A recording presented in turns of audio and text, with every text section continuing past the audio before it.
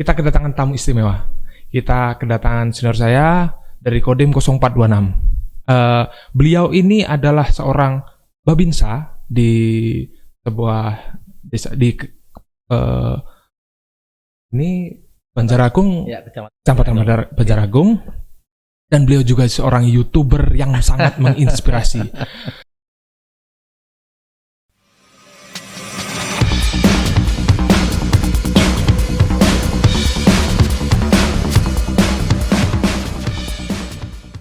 Selamat datang. Oke, selamat Pak datang. Supri. Siap. Bagaimana kabarnya Pak Supri? Alhamdulillah baik Mas Wahyu. Mantap sekali. Pak Supri. Ya. Saya ini cukup bangga sekali dengan Pak Supri. Oke. Selain menjadi seorang TNI Angkatan Darat, Pak Supri juga saya lihat aktif di media sosial, terutama di YouTube. Ya. Nah, ini kita cerita-cerita sedikit Pak Supri. Oke, boleh siap. Dinas di Tulang Bawang ini sudah berapa lama? Oke, Mas Wahyu. Jadi kalau kita bicara dinas di sini, kebetulan saya sebelum di sini ya, Mas Wahyu ya. Saya tinggal di Jakarta, dinas di Jakarta selama 12 tahun sampai 12 tahun lebih. Tepatnya di tahun 2012 kita habis sekolah reguler ceritanya. Iya. Pindahlah ke Tulang Bawang. Waduh. Jadi dari tahun 2012 sampai saat ini. Dan alhamdulillah kayaknya betah di sini kayak Mas. Betah di sini Mas. Seneng banget saya dengarnya. Betul. Jangankan yang katanya senior seperti apa, yang masih muda-muda, yang generasi Z masih milenial lah ya, milenial aja. Itu nggak ada greget atau apalagi bikin konten yang bermanfaat seperti jenengan itu. Kok sampean itu punya inisiatif itu dari mana ceritanya, Pak?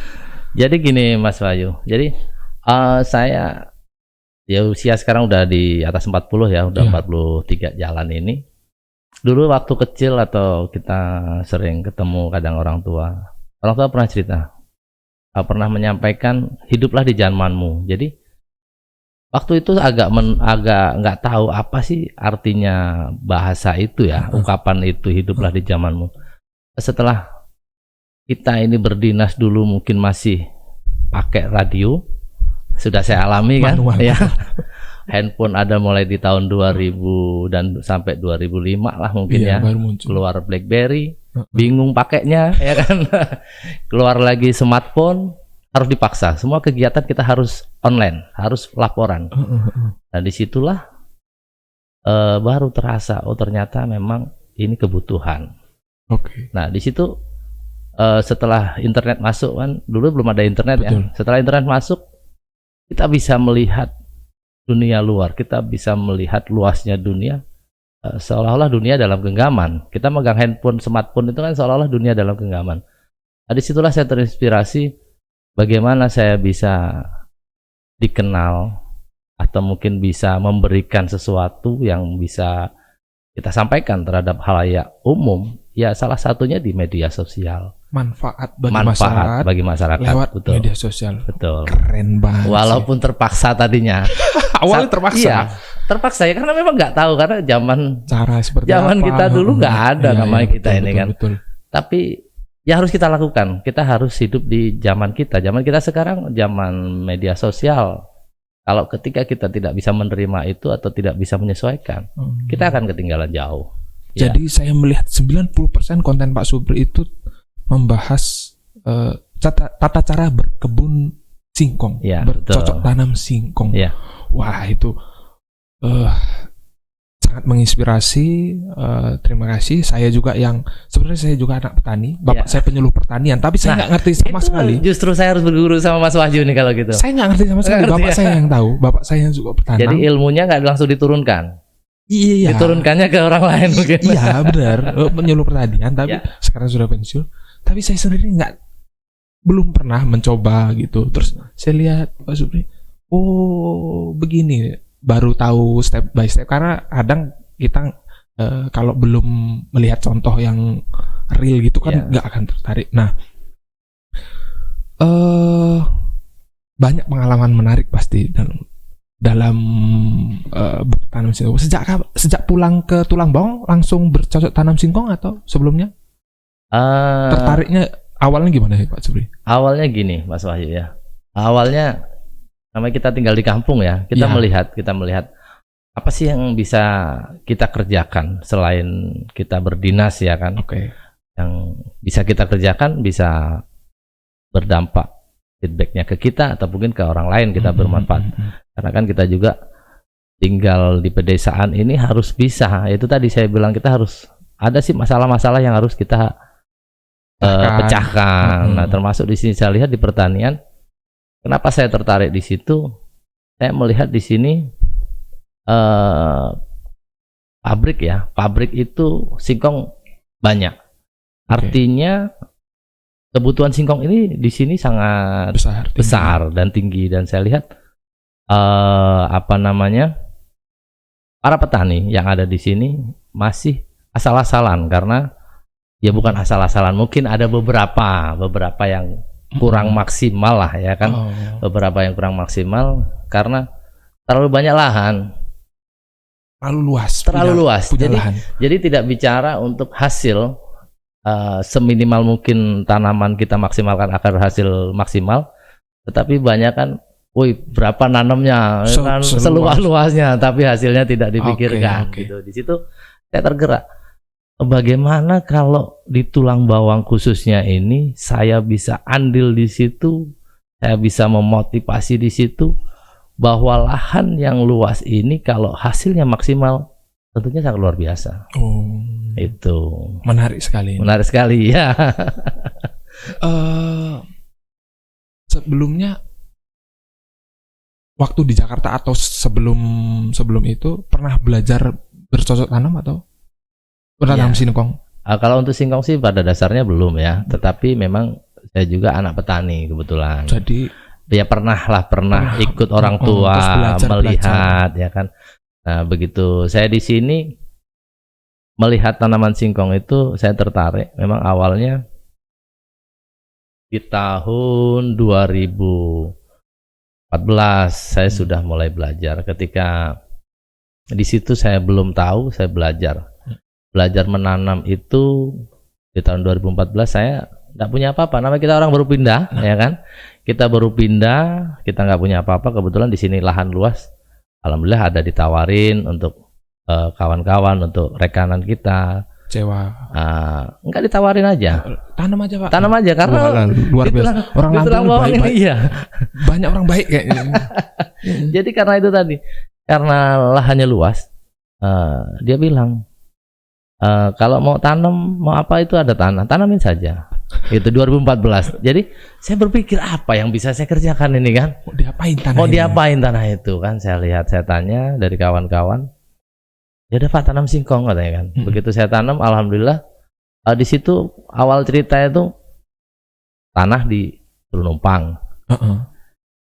Modal ada yang modalin. Iya kan? Itu kan.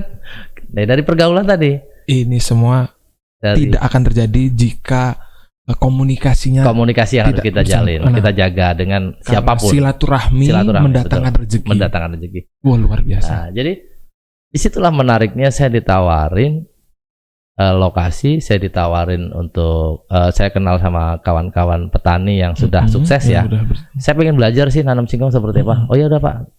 Tapi mohon maaf saya modalnya nggak ada, saya bilang kan seperti itu.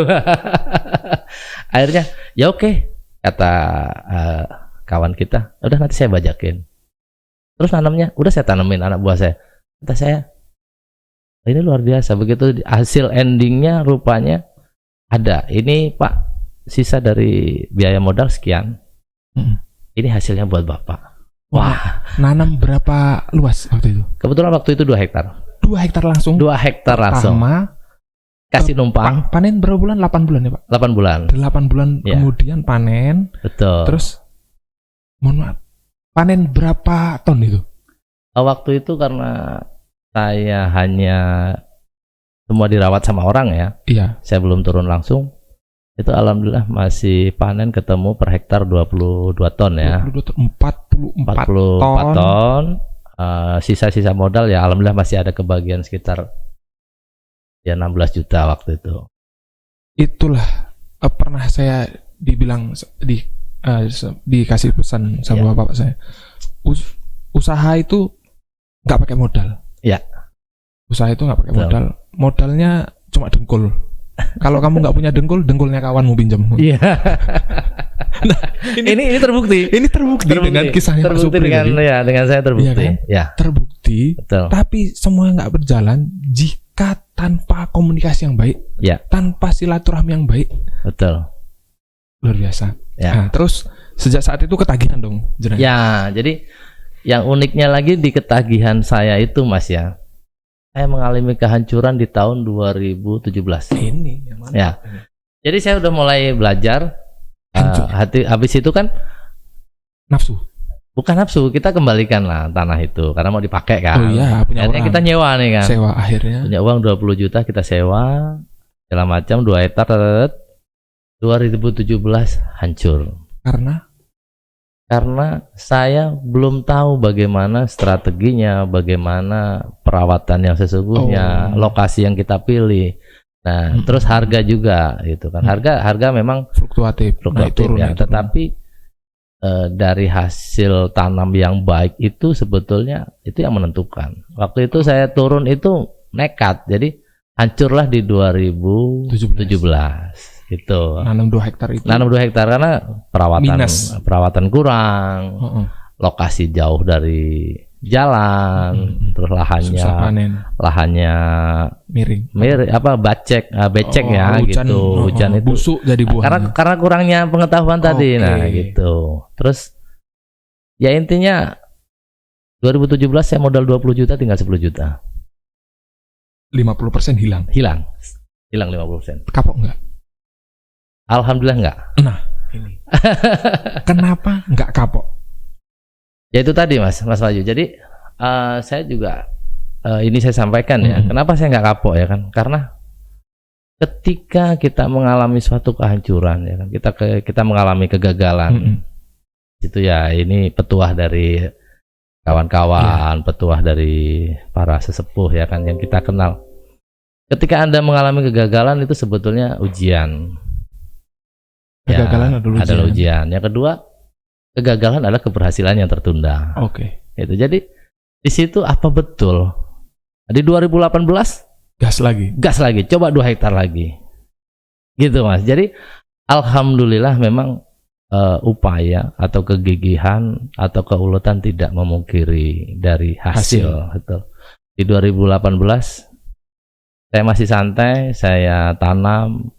Ya alhamdulillah saya mulai belajar nih, karena kalau saya nggak belajar bahaya nih. Saya mulai belajar di 2018. Di situ harga singkong karena 2017 itu hancur, di 2018 alhamdulillah hampir mencapai 2000. Ya. Di situ orang bengong lihat saya. Kenapa? Saya masih santai ditelepon. Pak Supri, ini tanaman singkong mau saya cabut. Loh, saya bilang, kamu nih umur berapa singkong? Umur 7 bulan. Oh ya, udah tua. Udah sampean saya yang nanam kok sampean mau nyabut, gimana maksudnya kan seperti itu. Jadi singkat cerita, berapa mau cabut saya bilang kan gitu. Kalau boleh 50 juta Pak katanya. 2 hektar. 2 hektar. Wow. Saya bilang, wah ini kayaknya harga singkong bagus nih. Saya coba tanya kawan yang di pabrik, di lapak. Harga singkong bagus Pak, rencana mau naik. Nah ini ya kan. Makanya dari itu telepon lagi seminggu, telepon lagi. Gimana Pak Supri? Kayaknya belum saya cabut ya kan. Itu sosok nggak butuh, padahal dari 10 juta ke 50 juta ini lumayan. Udah tergoda, kan, gitu, udah tergoda naik 40 juta ini. Dari situ ya oke lah, gini aja. Kalau mau 60 juta saya bilang uang itu bawa ke rumah bisa cabut. Nggak tahu malam-malam dibawain saya uang 60 juta. Sehari dia nawar bukan nawar,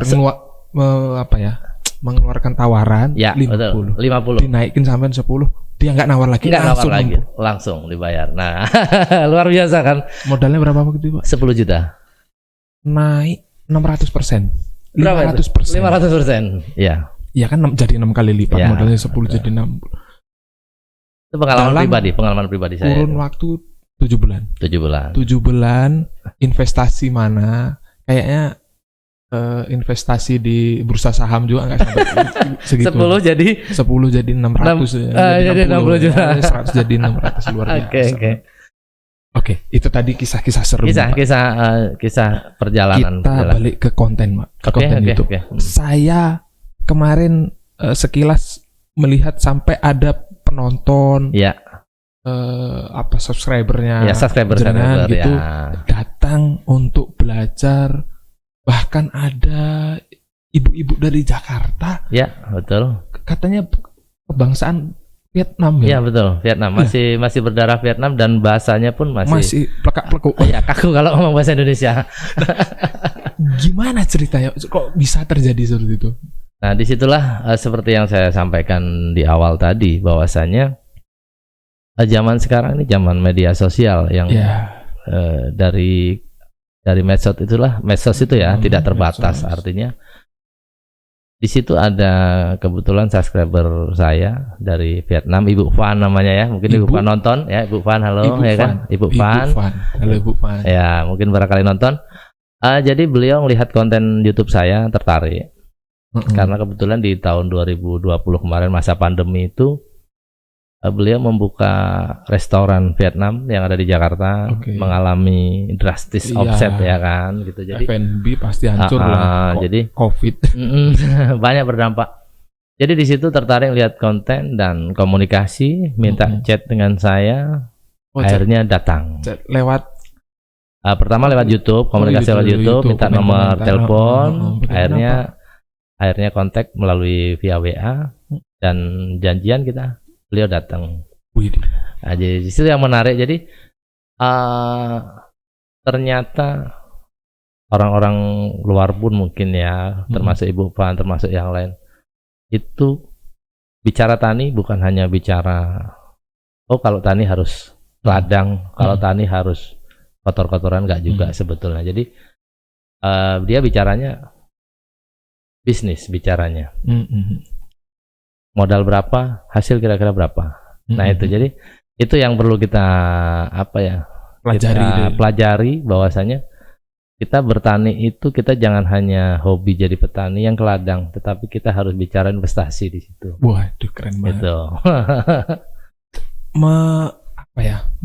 Bahkan saya anggap awal tadi belum serius, membuat konten awalnya. Iya, belum. Iseng-iseng aja.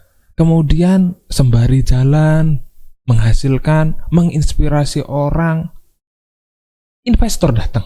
Iya, betul. Bisa kayak gitu ya. Iya. Luar biasa impact-nya. Artinya sebenarnya siapapun bisa kan, Pak? Bisa, betul. Iya kan? Iya. Bagaimana tanggapan Bapak kepada terutama anak-anak muda ini, Pak? Iya. Anak-anak muda di Tulang Bawang yang mungkin baru lulus sekolah atau lulus kuliah, atau siapapun masyarakat kita yang mereka masih bingung untuk mensejahterakan dirinya sendiri. Iya. Bagaimana tanggapannya Pak Supri? Jadi gini, kita ini kan hidup di Indonesia, itu negara tropis. Ya, negara tropis, dan kita bicara, saya pribadi, mungkin Mas Wahyu di Tulang Bawang, sangat luar biasa sumber daya alam yang ada di sini. Saya sering edukasi, kebetulan saya juga sering dipanggil untuk rekan-rekan sekolah untuk masa MPLS itu, masa pengenalan sekolah. Saya diminta untuk mengisi materi untuk materi wawasan kebangsaan dan lain-lain. Jadi pembicara di situ. Jadi kalau kita mau mudah hidup ini, atau kita ini mau mempunyai hasil, kita harus, yang pertama kita harus punya wawasan. Wawasan yang luas, yang tinggi ya kan. Itu paling penting, wawasan. Yang kedua, kita harus mau belajar. Contohnya dari sisi pertanian, kita jangan malu. Kenapa? Kita melihat negara-negara luar ya kan, seperti mungkin Jepang, mungkin negara-negara lain yang tidak ada tanah untuk bercocok tanam. Singapura bahkan mungkin dengan Kecamatan Banjaragung, luas Kecamatan Banjaragung, Pak. Mereka mau nanam padi aja sanggup untuk membuat lahan di atas loteng, nanam padi. Terus mungkin eksperimen-eksperimen ilmuwan itu kalau kita ngelihat justru bahwa mereka di bumi ini sudah nggak ada tempat, keluar angkasa. Nah, kita ini di tulang bawang ini buminya yang subur, ya kan, luas. Kenapa kok kita ini tidak memanfaatkan dengan baik, ya kan? Generasi-generasi muda ini jangan malu, ya kan? Kita melihat orang luar itu sanggup membuat lahan untuk tanam padi, untuk tanam apapun, sayuran, bahwa sampai nggak ada tempat pun mau keluar angkasa. Nah, kita kok di sini yang disediakan sudah ya kan? Sama sudah Tuhan, luas ya. Sama Yang Maha Kuasa, kita dikasih tempat yang tinggal di tempat ini kok. Kenapa kita punya rasa malu? Anak muda kalau nggak ini nggak keren. Di pertanian itu justru itulah sebagai barometer ya ketahanan pangan. Ya sekarang yang sedang dibumingkan oleh pemerintah ya kan. Kalau ketahanan pangan kita ini bagus kuat, negara kita kuat. Oke. Logikanya kan seperti itu. Iya, betul. Orang kalau perutnya kenyang, kemana aja ayo, santai dia. Mau kemana ayo. Pede. Tapi ketika perutnya lapar, ketika tidak mau berbuat, rusak pikirannya kan. Maunya maling, narkoba dan lain-lain. Seperti itu. Jadi pesan saya untuk generasi muda, ayo sih kita manfaatkan sumber daya alam yang ada di negara kita, khususnya di tulang bawang ya, generasi muda tulang bawang, jangan malu, jangan merasa oh jadi petani susah. Kita belajar jadi petani modern. Gitu. Memaksimalkan potensi yang ada. Gitu. Terus ngomong-ngomong nih Pak, ya, harapan dan kira-kira pesan bagi semua kalangan lah kita, pemerintah, kemudian juga harga fluktuatif ini kan karena ya nggak tahu ya, mungkin tapioka ini kebutuhannya seperti apa gitu, mengenai monopoli pabrik segala macam. Harapan Bapak seperti apa untuk kesejahteraan petani terutama di tulang bawang khususnya? Ya. Jadi kalau untuk bicara ke atas ya, mungkin sudah ada dinas terkait ya. Benar. Selama ini harapannya ya perhatikan kesejahteraan petani. Kita perhatikan itu, artinya kebutuhan petani itu apa ya kan? Pupuk. Nah, sekarang pupuk lagi langka dan pupuk juga subsidi mahal. Nah, itu mungkin ranah para inilah ya kan. Ya silakan ya kan. Subsidi silakan. Tapi ya kami boleh berpesan ya yang inilah yang adil dan merata bagi seluruh petani di Indonesia. Betul. Nah, yang pasti di sini saya lebih ke condong bagaimana kita berbuat ya. Berbuat artinya ketika kita bicara singkong, karena konten saya alhamdulillah banyak subscriber saya, mudah-mudahan hari ini banyak yang nonton. Yang belum silahkan subscribe. Ya betul. Channelnya Babinsan Deso. Jangan lupa subscribe. Ya, 11.000 subscriber Humas Polres Tulang Bawang.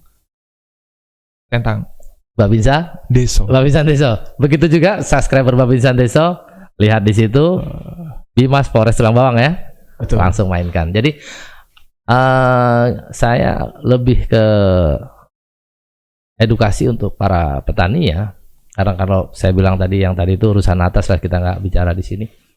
Jadi ketika harga murah seperti kemarin yang saya lakukan di tahun 2020, harga sempat 900, terendah 900 waktu itu per kilo, itu pun masih ada fraksi kita potongan 25%, 20%. Oke. Jadi tinggal bersih itu sekitar 700. Harga 500 rupiah lah. Bersihnya. Nah, ketika kita bersih di angka 500 rupiah, kita mendapatkan hasil itu hanya 20 ton, maka kita nggak dapat apa-apa. 10 juta ya. 10 juta. Tetapi di situ saya termotivasi waktu itu, di harga murah saya genjot produksi. Di 8 bulan saya bisa mencapai 40 ton. 1 hektar. Nah, disitulah 2 kali lipat dong. 2 kali lipat, artinya dalam 1 hektar saya sudah bisa tembus di angka 40 ton. Nah, di angka 40 ton kalau kita bersih 500 rupiah, artinya masih ada 20 juta kan. Ketika kita modal kita tanah sendiri 10 juta, berarti kita masih punya sisa 10 juta. Mohon maaf, itu di tanah yang sama atau berbeda? Tanah yang sama. Kok bisa sampai 2 kali lipat? Ada rumusnya itu? Ya, tentunya itu tadi, kita belajar dan belajar. Nah, disitulah dari pengalaman saya sampaikan kepada subscriber atau kepada seluruh masyarakat, ya mari kita bisa. Kenapa saya bisa sampaikan itu? Di tahun-tahun sebelumnya kita kenal Thailand itu sering impor tepung ke Indonesia, Thailand ya. Ya. Nah, impor ke Indonesia. Dari YouTube itulah saya komunikasi dengan kawan-kawan YouTuber di Thailand. Bagaimana sih singkong di Thailand? Orang Thailand. Ya. Ya karena itu tadi belajar. Mereka produksi tapioka juga. Iya, di Thailand itu luar biasa. Oh. Kenapa saya tertarik dan saya kenapa Thailand? Karena Thailand itu impor sampai ke Indonesia, impor tepung ke Indonesia. Sedangkan kita ini banyak singkong banyak. Kenapa? Rupanya di sana per hektar mereka bisa mencapai di angka 80 ton. 1 hektarnya. Betul. 4 kali lipat dong. 4 kali lipat. Artinya ketika kita nanam di sini 4 hektar, mereka cukup tanam 1 hektar. Nah, ini yang ingin saya sampaikan di masyarakat Indonesia.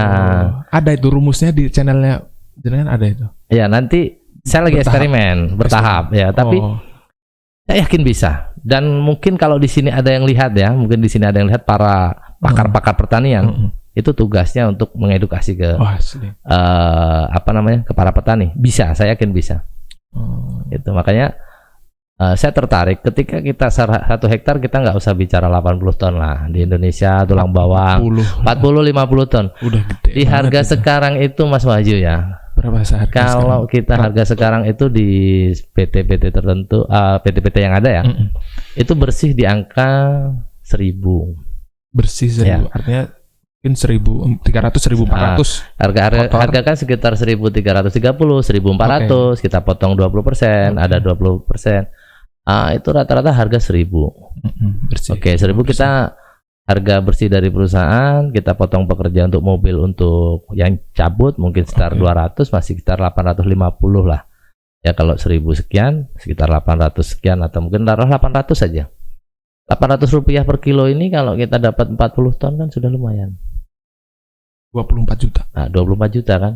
Kita modal kalau 10 juta aja udah bagus. Per hektar rata-rata 10 juta. 10 juta. Berarti itu kan sudah sewa lahan. Sewa lahan taruhlah 4 juta, kita ambil 14 juta lah. Oke. Berarti kan masih ada 10. Oh iya.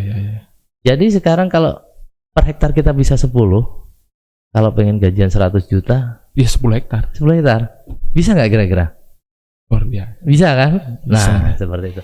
Jadi inilah yang ingin saya sampaikan. Nggak harus kita itu bertani itu kita harus tangan kita kotor. Sekarang udah zaman teknologi kok. Banyak alat, banyak apa. Dan di situ juga senangnya saya bisa banyak binaan-binaan saya di bawah. Alhamdulillah itu sudah hasilnya sudah banyak meningkat. Terus juga saya bisa lingkungan saya, tempat tinggal bisa bekerja, kita bisa memberikan pekerjaan sama mereka. Nah itu di situ senang rasanya, itu kita bisa membantu kesulitan lingkungan kita di situ. Saya senang sekali di situ. Tidak hanya memberi manfaat pada penonton, tapi orang-orang di sekitar ikut merasakan. Ya. Luar biasa sekali.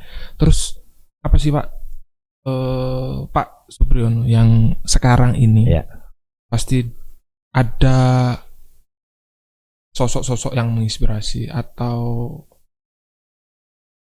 mungkin pesan-pesan orang tua dulu yang bisa di-share kepada penonton kita semua. Gitu ya.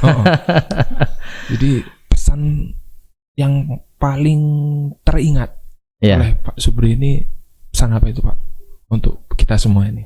Untuk di Indonesia sendiri, saya itu sering membaca kisah Bob Sadino. Bob Sadino. Ya. Pengusaha Lampung juga itu. Ya, pengusaha Lampung. Itu yang luar biasa. Sering saya lihat kisah-kisahnya ya kan Bob Sadino. Orang selalu bilang, bro, buka usaha lah. Usaha kan butuh modal, butuh uang. Itu yang selalu terucap sama kalangan anak-anak. Sedangkan sama beliau dibalik. Kalau mau uang, ya usaha. Nah, jadi intinya kita berbuat, jangan kita bicara uang. Ketika kita bicara uang, kita mau baru memulai usaha, itu hal yang salah. Itu menurut beliau, dan saya terinspirasi. Disitulah makanya saya berbuat. Begitu saya berbuat, ada orang menawarkan. Ketika kita bisa dipercaya, orang akan menitipkan, akan memberikan kepercayaan berupa apapun itu, termasuk modal, lahan dan lain-lain. Nah, jadi kita jangan selalu bicara mau usaha butuh uang, mau uang harus usaha. itu harus kita balik. Usaha dan menjaga kepercayaan. Itu paling penting. Mahal banget itu. Mahal banget. Nah itu Kejujuran. Seperti yang Mas Wahyu tadi bilang, kata orang tua, mau usaha nggak harus pakai modal kan? Betul nggak? Bisa pakai dengkul. Pakai dengkul. Nggak punya dengkulnya dengkul kawan. Nah seperti itu. Jadi situ yang menarik dari beliau, saya selalu lihat bahwasanya memang di kalangan kita ini banyak